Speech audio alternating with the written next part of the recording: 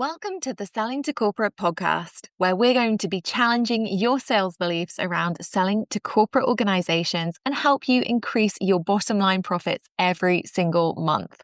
I am Jessica Lorimer, your sales expert and guide in this world of selling to corporate companies, skyrocketing your company sales and making the impact that you really want in the world. Now, don't forget, if you do enjoy the show today, please do head over to iTunes and leave us a review. But enjoy this episode, and I am really looking forward to sharing some epic sales wisdom with you.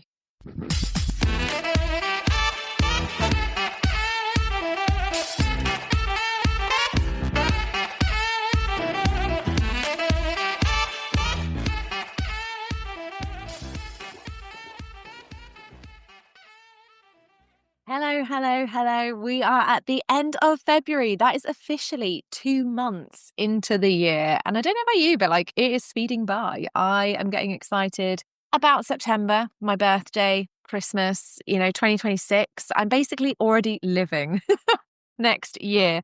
And I say to everybody, it does feel like 2025 has a bit of a new energy and also has a bit of a new speed because I don't really know where the last 8 weeks or so has gone. So, that's fun. It's been busy. On a personal front, I'm spending all of my evenings and weekends on Rightmove right now. So I can't even say that it's my busy social calendar that is making the last 2 months go really quickly for me. It's literally just a case of I'm working on some really cool projects. I'm working with some amazing clients. That's making my working time speed past. And then my evenings and weekends are mostly spent scouring Rightmove, looking at lovely houses and visiting houses that I thought would be amazing to live in. And then when I get there, realize that they're not. So if you also have that feeling around, the speed of the year, the working time, the Rightmove situation, let me know, because I would like to know that other people are also experiencing those things. Otherwise, I'm just the kind of weird sales nerd who's experiencing them alone. I've also just realised that I haven't put my microphone, haven't plugged that in today, so I'm just going to do that now, and then we can all see the difference in sound quality. 1 second. There we go. It's like the heady days, isn't it, of doing Facebook Lives? Anyone remember those? So there you go. It's like you've got a real life glimpse behind the scenes today of everything that is happening here at Selling to Corporate HQ. And in all honesty, we've got a pretty exciting episode today. I'm going to be talking about the only piece of content that I actually recommend and make my clients do. Now, you'll know how important this is to me because I've been making waves this year already, talking about the fact that you don't and shouldn't be using content to try and land corporate clients. And I've been talking about that in a lot of spaces. I've been talking about it on LinkedIn, which has been popular. I have been talking about it on Instagram, which has been less popular. And I've been talking about it in my newsletter. And there are a few reasons that I'm going to very briefly outline again at the beginning of this episode for you to understand why it is so damaging. And I'm genuinely talking about damaging now. I'm not even talking about pointless. I'm talking about it being damaging to you, your business, and your brand to be creating content to try and sell to corporates. But this episode obviously is important because I'm going to be sharing the only piece of content that I actually recommend that anybody would use and that has been proven to convert corporate clients. So if you have been spending hours and hours and hours over the last 12 months, posting on LinkedIn, seeing your engagement go up and then absolutely tank after Christmas, that's what I'm hearing on the grapevine, then don't worry, because I'm going to take all that pain away from you. You're never going to have to post again on LinkedIn if you don't want to. And you're going to do something else that is much, much better and actually going to book you sales calls with qualified stakeholders. But first, I would like to say that we have 10 tickets left to converting corporates, and I'm going to put the link in the show notes. But I have been talking about converting corporates for the last 5 years. This will be our only 2025 in-person event for non-C-suite participants. If you haven't got your ticket yet, we do have 10 left. And you absolutely should be there. If you've been listening to the podcast for more than 6 months, you have a B2B sales process that is not converting in the way that you would like it to be, you absolutely need to be in the room. It is 2 amazing days on the 6th and 7th of March where you will be delivered specialist workshops directly from me.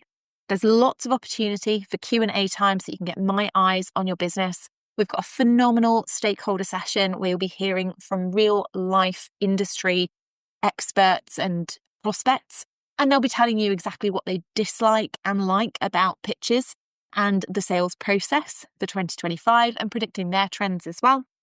And you'll also be in a room full of the most amazing people who are all selling B2B. And that is an absolute game changer because so often we are surrounded in business by people that we've met in Facebook groups and in masterminds who are doing amazing things in the B2C world, selling one-to-one coaching and the like. But they don't get it when we're talking about selling to companies. They don't get the nuances. They don't understand why we're doing it. And it can be really, really difficult to get support. So if you haven't booked onto that yet, get yourself a ticket, use the code podcast, and you will even find that there's a little special something if you have joined us from the podcast. All right. So if you haven't done that yet, make sure you go and get yourself a ticket, get yourself signed up. We'll see you for 2 amazing days, breakfast and lunch, both provided at an amazing central London venue. And you can spend 2 days with me actually building out things in your sales process that are designed to work. Breezy. Okay. So let's dive into this. And like I say, just brief overview of why content is not working to sell to corporates in 2025 or any other year. Now, I'm going to preface this with I have been selling to corporate companies for donkey's years, not even just the last 10 years that I've been teaching other people to do it. I've been selling to corporates since 2010. It makes me a relative dinosaur in this space. I have been in sales for 18 years. So I've been in sales a lot longer than most people flying around the internet. And for 16 of those years, almost, I have been selling, teaching others how to sell to corporate clients. And you know what? In any of my sales career, selling to corporates myself for other companies, training companies and their teams to sell to corporates with their products and services, training entrepreneurs and business owners to sell to corporates. Do you know what has never worked? Content. And I don't care how many people say, but it builds know, like, and trust. Bull. What it does is delay the sale. And it also does some really damaging things to your business, to your confidence as a salesperson for your business, and to your revenue. And the most damaging things that it does, one, is normalizes the problems that companies are having. So if you're sat there on LinkedIn posting every day about how, toxic work culture's rife and leaders don't know how to have difficult conversations and, every company is struggling to implement a DEI strategy where marginalized groups are getting promotions. Yeah, they're not reading that thinking, oh my God, this is such a challenge, we should fix it. They're reading it being like, well, turns out everyone else has the same problem, so why bother fixing it? They are not thinking, let's be the trendsetter. They're thinking, well, maybe this is just a problem we don't need to worry about. Now, you and I both know that those problems are incredibly important. And we know that there are far-reaching commercial impacts of solving problems like those. But if you're talking about it on LinkedIn every day and making it sound normal, well, guess what? They're not going to fix it. They're not going to allocate budget to that because as far as they're concerned, everyone's got the issue. So is it really that big a deal? So that's the first problem that creating content puts on our businesses. The second big problem is linked to that, and it actually reduces their desire to buy.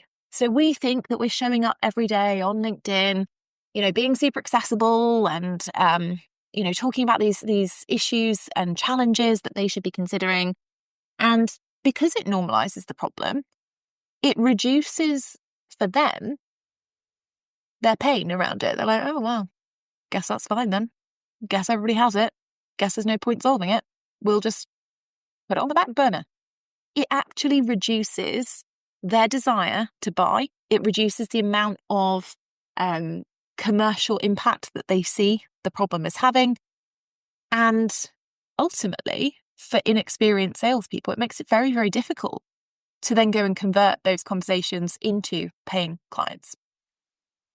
And then finally, creating all this content teaches corporates a lesson that we don't want them to learn because it's very, very difficult to come back from. It actually teaches them that you will do free consultancy because unfortunately, most of you lovely lot are educators at heart. And what that means is that we get so caught up in wanting people to understand, wanting to see that moment where it clicks for them and they get it.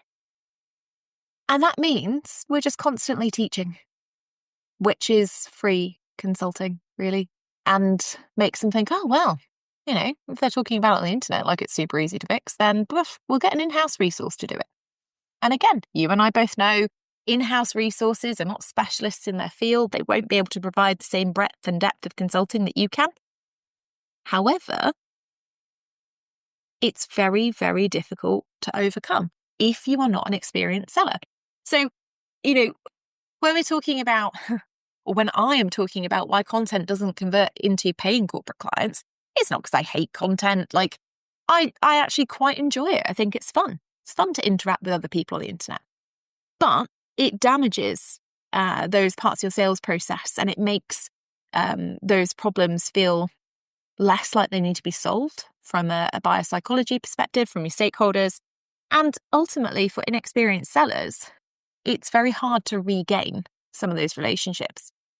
It's also important to note that from your perspective as the seller, creating content is just this dopamine wheel, right? It's not a sales tool because sales tools are measurable. We can have clear metrics around them where we can make clear predictions. If we look at creating content in comparison to, proactive outreach via email, for example, and I've got a whole podcast episode on that, by the way. If you haven't listened to it, go and check it out. If we compared the two, we could certainly look at my proven email marketing strategy that my clients are using and say, in 90 days, we'll be able to understand how many emails we need to send, what response rate we're likely to get. From that response rate, how many or what percentage will turn into qualified booked calls, how many will turn into proposals, and how many will turn into sales. And as they get more granular and sales nerdy, they'll even be able to tell you what their average transaction value will be. Now, forgive me if I'm wrong, but I don't see anybody being able to do that from posting on LinkedIn because there are too many other variables. We can't say, I'll make 5 posts on LinkedIn. I've got 10,000 followers. It'll probably get seen by 1% of those people. So, that's going to lead to X amount of likes or requests for calls. Just doesn't work that way. Instead, we're creating this almost dopamine wheel of we're posting and we're monitoring our engagement. We're monitoring how many people have potentially seen it in the feed. And unless it's paid advertising, we actually don't really have any ability to control that. And the downside to this, obviously, is that more and more people have come into the space over the last 5 years, over the last 10 years. I know that there were some really interesting content strategies that 10 to 12 years ago, they sort of worked because at that time they were innovative and new, and there weren't as many people saturating the newsfeed with these sort of mass generation or population of value content. And then that changed. Now everyone's doing it. So actually it's become very overwhelming, both for the prospective buyer. They're not scrolling their news feeds anymore in the way that they were because it's all the same. And it's become very, very overwhelming for sellers because there's this, need to create more, give more. And it's all built under this guise of Well, it'll give me brand awareness and visibility and know, like, trust. And do you know what those things don't give you? Cash. And do you know what I'm interested in for you? Cash. Because that's how we pay our mortgages, right? And this is a blunt way to say it, but I was delivering our C-suite in person day, our first one of 2025, which, by the way, was incredible. I had the best time. It was 8 hours of being with just bright, amazing coaches, consultants, speakers, trainers, and done-for-you service providers in a room, getting their entire lead generation strategy mapped out, all of their messaging created. Like, it was phenomenal. But I was delivering this in-person day, and one of the things that that came up was this idea of sort of business boundaries and things. And I said that one of the things that I noticed about myself in 2024 was that I'd fallen into this kind of pattern of being really nice to people, to not make them, feel uncomfortable ever. And actually, that's not my job. So, unfortunately, it means that I now make blunt statements again. If you've listened to the podcast for a long time, you'll probably have already known that. But, I now make these blunt statements about this is damaging, as opposed to trying to soften it in some way. Because when I soften it, the message doesn't go through. So yes, I'm interested in you making cash. And no, creating endless amounts of content is not going to help them make cash. So why am I doing an episode about the only piece of content that I do recommend? Well, it seems that there's a duality here. And there is actually one piece of content I recommend that you create. And it is not something that goes on LinkedIn. It's not something that goes on Instagram. It's not something that you need to record a webinar for or create a funnel around or even really do that much work on. It is, in fact, a corporate newsletter. Bum, bum, bum. And I know that there will be people listening to this in the car or out on a dog walk or cleaning their house thinking, I would rather shove a stick in my eye, Jess, than create a corporate newsletter and have lots of other reasons that you don't want to. And I get that. And we're going to go into some of the most common ones in a sec so that you can understand how you might be able to overcome some of those fears. But just hear me out. My corporate newsletter over the last 10 years has booked me sales calls every single month with decision makers inside companies. It is one of the best sales tools that I have to convert decision makers and stakeholders and prospects who have not previously bought from me. And I would argue, I would probably fight very, very hard, just like Braveheart, on a hill, to say that a corporate newsletter done well, and that's always the caveat, isn't it, on this podcast, but a corporate newsletter done well is actually one of the best sales tools that you can have in your business B2B. My clients are sending these out every single month, and they are booking great sales calls. So it's not just about me, because obviously what I do doesn't really matter. I'm in sales. I should be good at it. But my clients are using corporate newsletters and they are booking calls. And they are not sending out corporate newsletters to huge lists of 10,000 people. And they're not sending out corporate newsletters that are incredibly boring. But they are leveraging an amazing content type, and they're doing it really, really well. And in this episode, I just want to talk about what might be stopping you having a corporate newsletter right now, and actually what are some of the best practice things that you need to be focused on to create a corporate newsletter that works.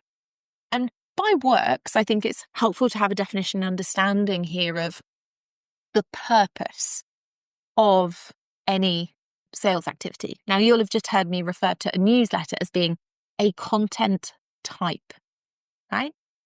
And that means that it is a tool rather or a tool that works because of the quality and the effort put into it to meet its particular purpose, rather than it is content, right?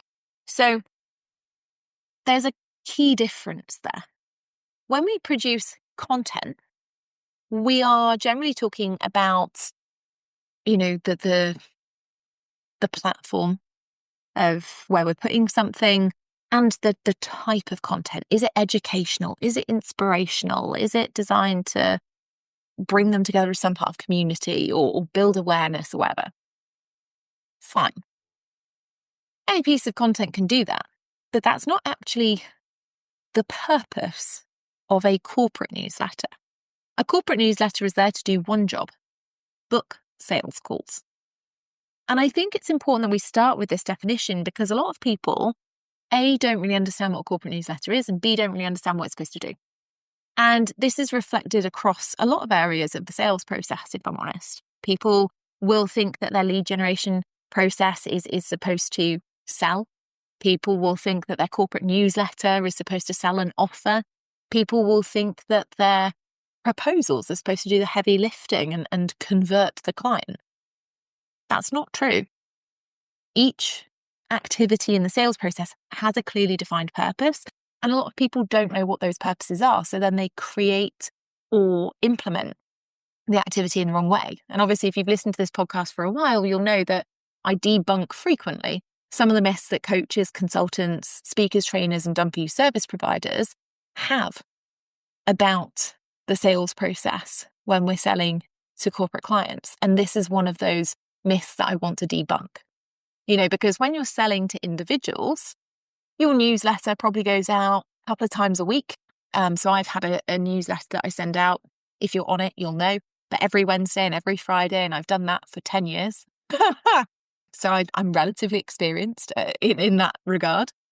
And that's not the case with a corporate newsletter, right? When we're sending out to individuals, our purpose is trying to stay top of mind, maybe selling something, maybe launching something.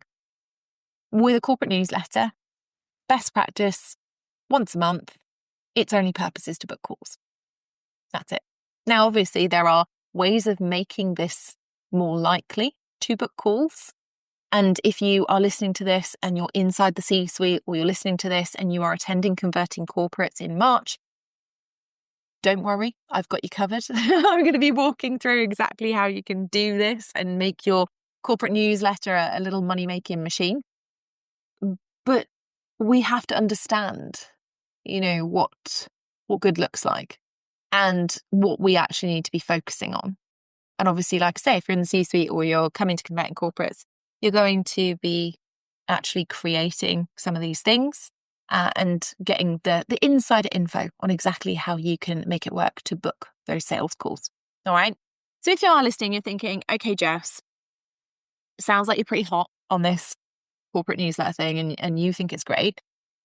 But, and there's always a but I don't know how to create one, or I'm not really sure what I'm supposed to put in it. Keep listening. We're going to talk about a few of those things. And what I want to address first off is the most common reasons that people don't have a corporate newsletter. So here are the things that I hear most often when I talk to people who join the C-suite who don't have a corporate newsletter. And I'll say, it's the one thing every single month that you absolutely should do. And they will say, before they learn how great it is, and before they use the proven structure in there, and before they use the ideas and things that we have in the portal, they'll say, but Jess, I don't have a big list. And I'm like, great, you don't need to. If you've got 4 people, you can have a corporate newsletter, not a problem. And so people actively, they won't start a corporate newsletter because I just don't have enough people. Now, I don't know where we learned this. I just don't. But what I want you all to think about is, would you rather have 4 people that you can contact through email that will go directly into their inbox so that they'll actually see it? Or would you rather post out to 4,000 people but have absolutely zero control over who might see it and whether or not they're qualified to read it and whether or not they're qualified to then go ahead and book a call with you and spend your valuable time with them? Now, most of you are going to say, oh, but I'd have more opportunity to book calls if it was on LinkedIn because I'm connected to more people. And I just want you to take a step back and think about how that's working right now. If you're posting on LinkedIn, let's say 3 times a week, how many sales calls are you booking with qualified stakeholders from it? And if the answer is none, I would love for you to readjust your opinion on having a corporate newsletter, right? Your list size is irrelevant when you're thinking about your corporate newsletter, because these are people who are actively engaged in your area of specialism and who are most likely to pay you. In other words, they are qualified stakeholders and you are getting right into their inbox. It is way more powerful and way more likely to book calls, if done correctly, than posting on LinkedIn and hoping that the right people will see it. The second thing that I hear is people who'll say, I don't know what to say in a corporate newsletter. And I completely get that. And honestly, there are actually loads of things you can say. I also hear a lot that, isn't a corporate newsletter really boring, or doesn't it have to be really bland? And I don't know where that idea has come from either. I wrote a newsletter, a corporate one the other day, that's going to go out in August, because obviously I'm that sad person who preps ahead and, likes to not work a lot of the time. So batch as much as I can now and then don't have to worry about it. About spicy margaritas. You having a corporate newsletter does not mean that you have to have 4 sections, tons of web links, pretty banners or headers or whatever you call them. It's actually better if you don't have those things. It's better if you use your personality and your expertise, and that is probably going to book you way more calls. And if you are somebody that's thinking, I don't know what to say, or I don't have a corporate newsletter at the moment that converts into calls, and I'm trying to do those things, well, this is why you need to be doing something differently. Come along to Converting Corporates and we can look at your newsletter and figure out and troubleshoot why it isn't currently working. Because the other thing that I hear most often is, but Jess, I've got a corporate newsletter and it's never booked a call. And I'm like, great. What do we understand from that? Because it's not that if it's going to the right people, it's not that they don't want to have calls with people about your area of specialism. It's that your corporate newsletter doesn't work. So we need to fix that, not stop doing one. Right? So it's these kinds of things that I want you to be thinking about. And if you are thinking any of these things, it's totally normal. You are not the only person, but you are missing out on a huge opportunity, because when we don't have a corporate newsletter and we are not strategically communicating with prospects, we end up losing a lot of sales opportunities. And so if you are not booking 5 or more qualified sales calls a month with prospects in the corporate space, you A, need a newsletter, and B, really need to be working on improving your sales strategy. Because I'm seeing lots and lots of people in this space talk about, they don't feel like the sales process is producing the results and things that they want. But I'm also seeing a lot of people who are not making changes and are not investing their time, money, and energy, because let's face it, sometimes you need to invest all 3 of those things in making those strategic and proven changes. And if you're not doing that, then you are missing out, in this case, on one monthly activity that can book you many, many more sales calls and that can have a much bigger impact long-term on your sales pipeline than any other content creation that you do. Literally anything. So, just saying. If you don't have one, get one. If you have one, it's not working, we need to troubleshoot it. And if you have one that isn't working, I want you to just think about one particular reason. I see this a lot. Most people create corporate newsletters and they expect it to meet a different purpose, right? So instead of expecting it, as we've just discussed, to meet the actual purpose of it booking more calls, they expect it to sell offers for them. That's not what they're there for. And it also means that because we expect it to sell, we end up spending a lot of our time in that newsletter educating. We fall into that educator mode that I mentioned earlier. And as we know, when we educate, we are normalizing the problem, we are reducing their desire to buy, and we are creating that buyer psychology that we're going to give free consulting. And that doesn't convert into calls. It's also not to say that you have to have a hardcore, pushy sales newsletter that goes out once a month that is literally just book a call here and a Calendly link. I appreciate that wouldn't be comfortable for a lot of people. But it is to say that if you are always educating and never converting, you need to look at that from a sales perspective because it's indicating that it isn't working in the way that you want it to. Yeah. So if we know that we need a corporate newsletter now, if we understand that it is a license to print money, which is one of my favorite phrases, and I use it all the time about newsletters and CRM systems and, stakeholder mapping and lots of other things I just love. Then we have to understand a couple of important best practice rules around it, right? So the first thing is, in order to have a successful corporate newsletter, we need to focus on that purpose of it, booking calls with qualified prospects. And that means the right people have to be on your newsletter. And it also means you have to write it from a perspective that means it will fulfill its purpose to book calls rather than falling into the education trap or doing anything else. The other thing is that if you already have a corporate newsletter, sometimes we focus on the wrong metrics around this. It will not surprise you to learn that I've spent a good 16 years writing corporate newsletters for my clients. Even when I worked for companies, I would write my own because I'm that obsessive and unwilling to let go of literally anything in my sales process. That's a problem for a different day. But I've been writing these for a long time. I've been making them convert for an awful long time. And one of the things that I notice about the entrepreneurial world is that sometimes there's this disconnect between the metrics that matter and the metrics that make us feel good. I wish they were always the same. Sometimes they're not. What I notice a lot is that people tell me I send a corporate newsletter and it gets a great open rate. They'll be like, Jess, it gets like 60% open rate or 80% open rate. And I'm like, yeah, great.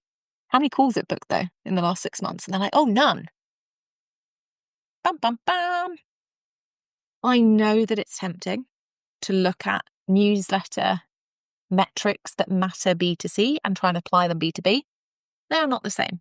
So I honestly don't care about your open rates. I don't really even care about your click-through rates on a corporate newsletter. I care about your call booking rates, and that is what you should care about too. Because call bookings are the only purpose of your newsletter, if you're not getting that, it doesn't work. And having better open rates, but still zero call bookings, indicates a big problem in that, okay, interesting, people are reading it, but they're not wanting to book a call with you. So it's not going to lead to anything if we keep doing it in that way, right?